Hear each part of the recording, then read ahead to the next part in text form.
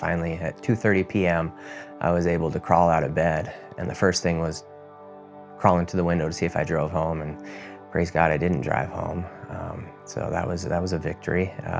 The next one was, okay, now I have to go downstairs and face my wife. And I didn't know how I got home or anything. I didn't have any memory whatsoever. And I went downstairs, and our couches were drug out of the house, out of the living room, and were outside because I'd thrown up on them when I got home, and they were covered in throw up. And my wife was standing there, and I just saw it in her eyes that it was over, like she was done. And she said, I took the couches outside, you can clean them.